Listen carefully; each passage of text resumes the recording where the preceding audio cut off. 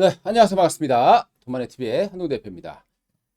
오늘도 좀 교육적인데요. 요즘에 채권 투자에 개미 투자자들이 열광하는 그런 모습들이 나타나고 있습니다. 사상 최대의 순매수 채권에서 지금 발생하고 있습니다. 채권의 시대가 도래하고 있다. 이렇게 내용이 나오고 있는데요. 어떤 의미인지, 그리고 만약에 뭐 잘 되면 좋겠지만 또 최악의 경우도 우리가 생각을 해야 되기 때문에 어떤 경우에는 또 이 채권 투자자가 최악의 시나리오가 될 수 있는지 그 부분들 한번 짚어보도록 하겠습니다. 자, 이 채권이라고 하는 부분들이요. 최근에 이제 뭐 이 뉴스를 보시게 되면요. 채권을 쓸어 담는다. 올해 14조 원 매수. 작년 대비해서 상반기까지만 무려 4배나 채권 매수가 늘어났습니다. 그만큼 채권을 매수한다라는 거, 채권 자체가 불황을 먹고 사는 그런 상품이죠. 불황일수록 금리를 내리기 때문에 발생하는 현상이 되겠습니다.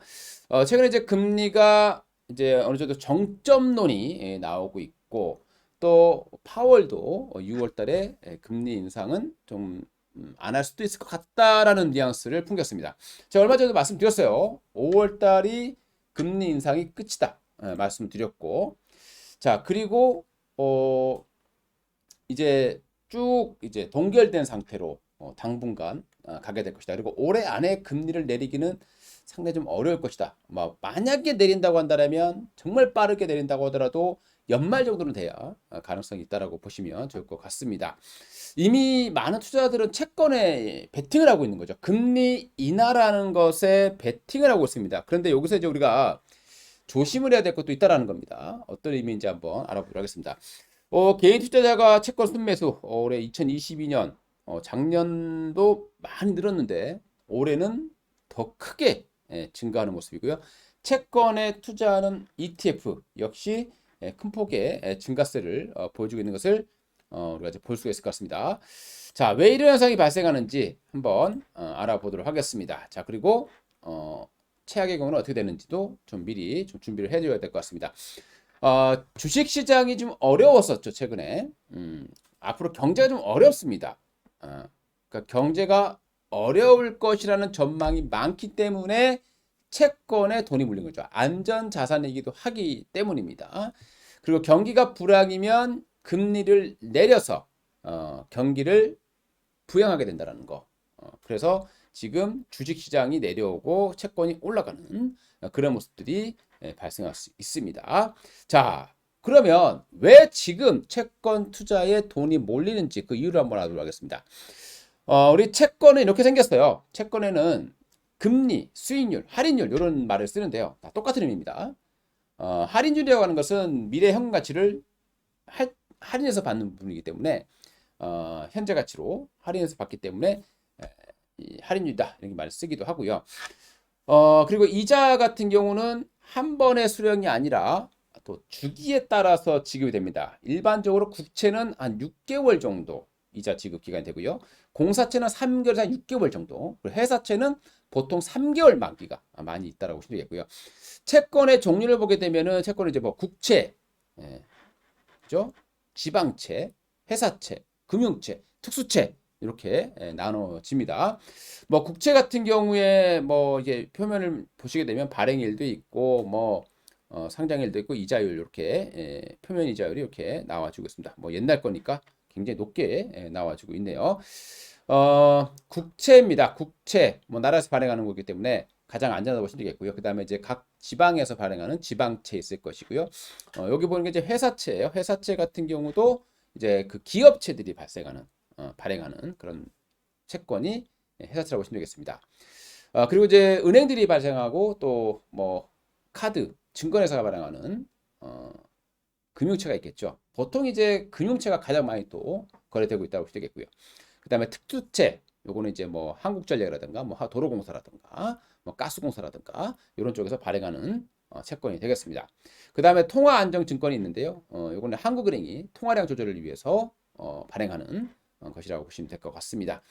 자, 뭐 국가별로 그렇게 나와요. 국고채, 뭐 지역개발공채라든가 뭐 이렇게 있을 거고요. 그다음 보증사채 뭐 여러 가지 있습니다. 뭐 국채 규모, 국채 종류, 뭐 특채 종류, 뭐 금융채 종류 이렇게 나와주고 있습니다. 뭐 이런 거 뭐 중요한 거 아니니까요. 그리고 이제 채권의 투자 등급 우리가 이제 뭐 안정적인 뭐 적정으로 볼 수 있는 것이 BBB-부터 AAA까지 여기가 투자 적격 등급이다라고 보시면 될 것 같고요. 그 밑으로 내려갈수록 이제 정크본드가 된다라고 보시면 될 것 같습니다. 최근에 우리나라 같은 경우에 특히 부동산 쪽이죠. 건설회사 쪽에 이 회사채 가격이 폭락을 했어요.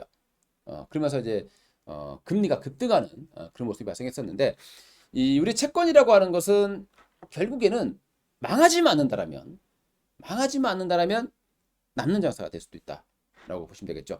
지금 바로 그런 국면이기 때문에 이렇게 개인 투자가들이 회사채 뭐 또는 이렇게 채권으로 몰려들고 있다라고 보시면 될 것 같습니다. 채권의 용어를 보시게 되면요, 이표채가 있어요. 이거는 이제 일정 기간마다 이자를 지급한다라고 보시면 되겠고요. 액면은 채권의 겉면에 표시된 금액입니다. 뭐 보통 기본 단위는 10,000원이라 보시면 되겠고요. 뭐 단가라고 하는 것은 이제 미래 현금 흐름을 수익률로 할인해서 액면 1만원당에 매매되는 현재 가격이라고 보시면 될 것 같습니다. 그리고 표면 이율은 1만원에 대한 연 이자율이다. 그리고 이거는 최초 발행 이율입니다. 이게 이제 바로 과세의 기준이 되는 거죠. 그러니까 우리가 이제 이 이자를 받았을 때 이 금액에 대해서 이 이자율에 대해서 바로 세금을 매긴다라고 보시면 될 것 같습니다. 자, 그러면 채권과 금리의 관계인데요. 지금 보시게 되면 이게 우리나라의 2년 국채 수익률이에요. 좀 많이 떨어져 있죠. 올해 상반기까지만 하더라도 무려 4%까지 갔던 이 2년 채권 수익률이 지금 3.4까지 내려와 있습니다. 자, 이 말은 무엇이냐? 체력적으로 올라가고 있네요. 자, 이 말은 무엇이냐라고 보게 되면 향후 2년 내에 금리가 3.4까지 떨어질 수 있다라는 쪽에 시장이 베팅했다라고 보시면 될 것 같습니다. 그리고 단기 채권, 자, 채권 금리가 떨어져 있죠. 떨어졌습니다. 자, 근데 가격은 올라가고 있죠. 이게 이제 보통 이제 단기 채권 액티브예요. ETF라고 보시면 되겠습니다. 가격이 엄청나게 올라간 것처럼 보이죠. 근데 실질적으로는 106에서 108 그렇게 많이 올라간 건 아닙니다. 우리가 돈을 많이 벌 수 있는 건 아니에요. 다만 은행보다 지금은 더 안정적이고 더 수익을 낼 수 있기 때문에 소액 투자자분들께는 전혀 체감할 수 없는 부분이에요. 근데 뭐 몇십억 몇백억 갖고 있는 사람들에게는 이 금리 조금 더 상당히 중요하잖아요. 그래서 최근에 이제 고액 자산가들이 이쪽으로 몰려오고 있다라는 내용들이 나오고 있습니다.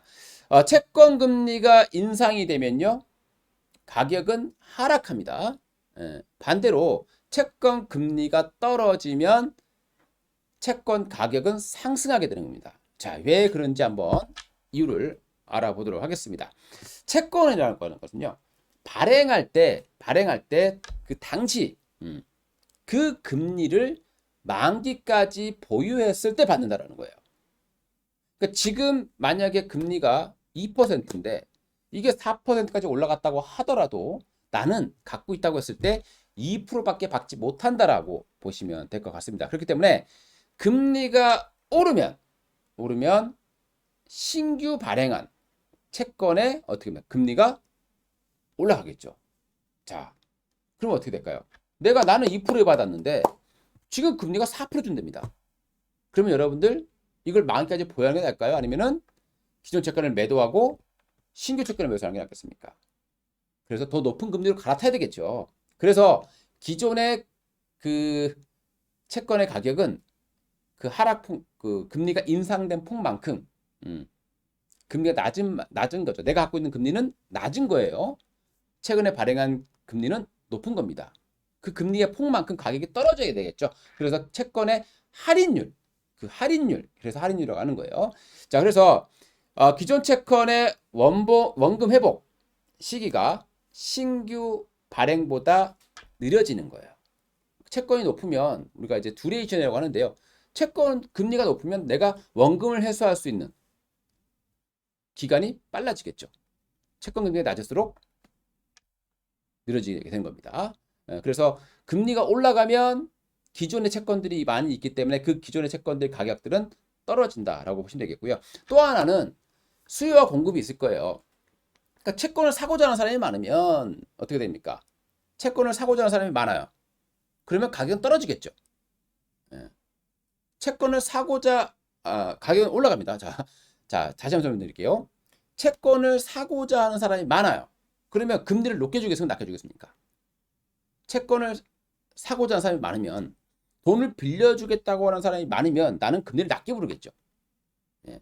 그리고 반대로 채권을 사고자 하는 사람이 없어요. 그러면 더 높은 금리를 줘야 되는 겁니다. 그래서 이렇게 채권 금리가 올라가면 가격은 떨어지고 채권 금리가 떨어지면 가격은 올라간다. 이렇게 보시면 돼요. 이 두 가지의 메커로 인해서 채권 금리는 또 가격은 움직이게 된다라고 보시면 될 것 같습니다. 자, 그럼 지금의 상황을 한번 보도록 할게요. 금리 인상이 나오고 지금 정점에 대한 가능성이 높아지고 있는 거죠. 동결이에요. 자, 그럼 이제 더 이상 올라가지 않기 때문에 어떻게 되겠습니까? 이제 가격은 당분간 떨어지지 않겠네 라고 시장이 베팅을 하는 거죠. 그리고 향후에 금리를 인하한다. 경제가 안 좋아지거나 이랬을 때 이제 또 물가가 좀 잡히고 이랬을 때 금리를 인하하게 된다라고 하면 자, 어떻게 되겠습니까? 가격은 올라가게 되겠죠. 그래서 지금 시장은 앞으로는 금리가 내려갈 가능성이 더 높지 당장에 올라갈 가능성이 높지 않다라고 판단했기 때문에 채권으로 다 몰려가고 있다라고 보시면 될 것 같습니다. 그러니까 채권은 약간 어떻게 밑자에 본전이 되는 거예요. 내가 만약에 현재 4% 준다 칩시다. 은행 뭐 지금 3.5%잖아요. 3.5%인데 만기까지 가져갔어요. 그러면 3.5%의 이자를 받게 되는 겁니다. 금리를 받게 되겠죠. 근데 만약에 그 전에 금리가 떨어져서 채권 가격이 올라갔다. 그러면 채권 가격이 올라간 폭만큼 수익이 발생하게 되겠죠. 1%든 2%든. 그래서 그 차익을 챙기게 됩니다. 자, 근데 채권 그 부분을 보게 되면 일단 이자 소득에 대해서는 그 과세가 됩니다. 그런데 매매 차익에 대해서는 과세가 없게 되죠. 그래서 이제 이런 걸 노린 투자자들이 지금 대거 채권 시장. 원래 채권은 일단 개인분들이 많이 사는 상품이 아니에요. 근데 올해는 역대급의 매수가 들어오고 있다는 거 참고해 볼 필요가 있을 것 같습니다. 채권의 수익 구조를 보게 되면요. 만약에 1만 원 발행가가 1%의 금리를 주는 채권이다. 근데 이게 가격이 하락해서 9,000원에 매입을 했다. 그럼 만기 상환할 때 원금 1만 원하고 100원의 이자가 거기에 생기게 되겠죠.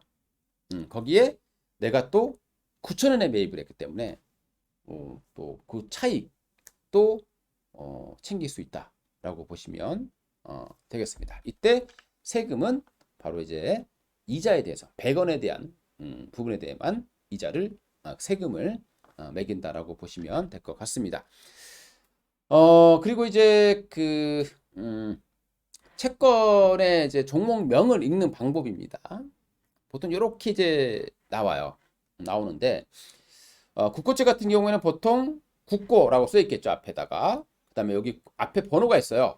앞에 번호. 요거는 이제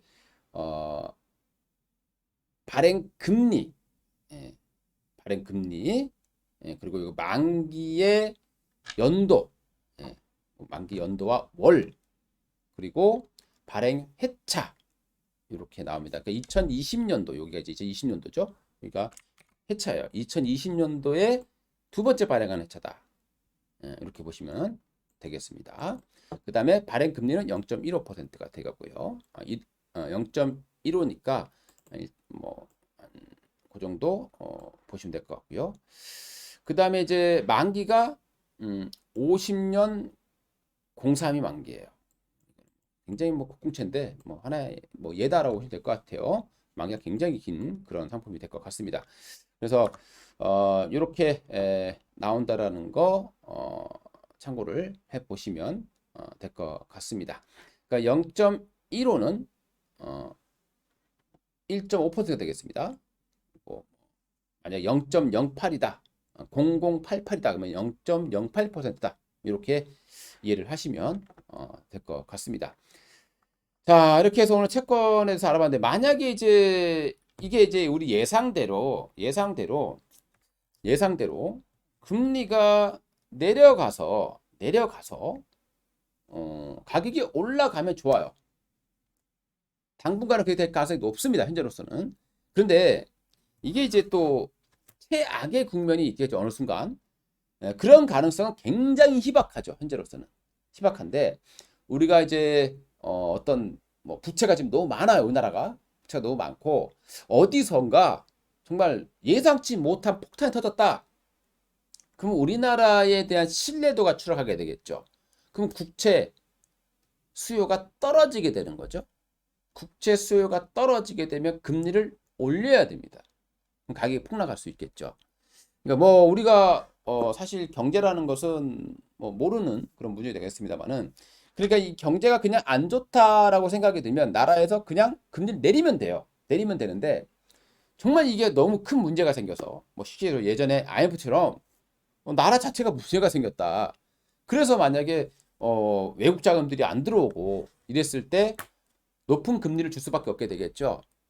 그런 경우도 있었다는 겁니다. 근데 뭐 현재로서는 그럴 가능성이 굉장히 희박하다라고 보시면 되겠고요. 그리고 금리가 뭐 예전처럼 제로 금리까지 내려간다라면은 채권에서는 말 그대로 큰 수익이 나겠죠. 근데 지금 물가라던가 앞으로의 물가라던가 기대 인플레이션 뭐 이런 걸 다 따져봤을 때 금리를 예전처럼 그렇게 급격하게 내릴 수는 없을 것이다 라고 판단해야 될 것 같고요. 뭐 미국의 입장에서 본다라면은 대략 한 3.5 내린다고 하면 막 그 정도에서 아마 당분간은 계속 아마 진행될 가능성이 높다, 이렇게 좀 판단을 해야 될 것 같고요. 최근에 이제 이 채권 쪽에 정말 많은 자금이 좀 몰리고 있다고 해서 또 채권을 알아야 금리에 대한 메커니즘을 알 수 있는 거죠. 그러니까 지금 미국이 경제가 안 좋아질 것 같다라고 판단했을 때는 금리를 내리게 되겠죠. 그래서 이제 이렇게 시장에 거기에 베팅한 자금들이 들어온 것이다라고 보시면 좋을 것 같습니다. 채권 투자하시는 분들 많지는 않겠죠. 많지는 않겠는데 채권과 이 주시장의 메커니즘을 좀 우리가 좀 공부를 해두면 좋을 것 같아서 오늘은 채권에 대한 내용 좀 간단하게 살펴봤습니다. 이상 돈마이TV 한동훈 대표였고요. 조금 재미없는 내용이긴 하지만 그래도 알아두면 도움될 수 있는 내용 중에 하나다라고 판단이 들어서 오늘 짧게 영상을 시작해 드렸습니다. 자, 모두 화이팅 하시기 바라겠고요. 좋아요, 구독 부탁드립니다. 감사합니다.